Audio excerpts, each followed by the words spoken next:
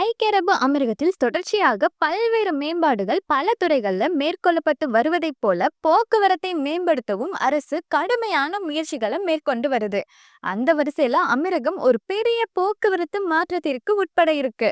அமீரக அரசாங்கம் 2030க்குள்ள நாட்டின் சாலை மற்றும் பொது போக்குவரத்து வலையமைப்பை விரிவுபடுத்தவும் நவீனமயமாக்கவும் சுமார் 170 பில்லியன் திர்ஹம் முதலீட்டு திட்டத்தை அறிவிச்சிருக்கு. அபுதாபியில் நடைபெற்ற யுஏஇ கவர்மெண்ட் ஆனுவல் மீட்டிங் சந்திப்பின் போது எரிசக்தி மற்றும் உள்கட்டமைப்பு அமைச்சர் சுகைல் அல் மஸ்ரூய் இத பத்தி சொல்லியிருக்காரு. இது போக்குவரத்து நெரிசலை குறைக்கவும் இயக்கத்தை மேம்படுத்தவும் ரொம்பவே உதவியா இருக்கும் அப்படின்னு சொல்லியிருக்காரு.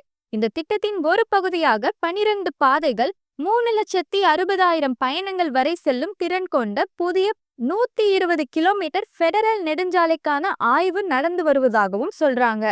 இந்த திட்டம் முக்கிய பகுதிகளுக்கு இடையிலான போக்குவரத்து ஓட்டத்தையும் இணைப்பையும் மேம்படுத்துமா?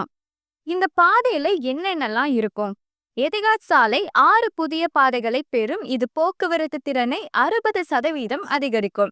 எமிரேட் சாலை 10 பாதைகளாக விரிவுபடுத்தப்படும். திறனை 65% அதிகரிக்கும். பயண நேரத்தை 45% குறைக்கும்.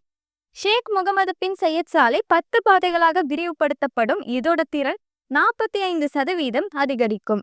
எமிரேட் சாலையை மேம்படுத்துவதற்கான 750 மில்லியன் திர்ஹம் திட்டத்திற்கான பணிகள் ஏற்கனவே நடந்து வருது. இது 2 வருஷத்துல முடிவடையும் அப்படின்னு எதிர்பார்க்கப்படுது.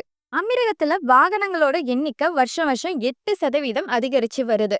அதனால இது மாதிரியான மேம்பாடுகள் ரொம்பவே அவசியமானது அப்படின்னு சொல்றாங்க. மேலும் இது போன்ற லேட்டஸ்ட் ஐக்கிய அரபு அமீரக செய்திகளுக்கு நம்ம கலீஜ் தமிழ் சேனலை சப்ஸ்கிரைப் பண்ணுங்க.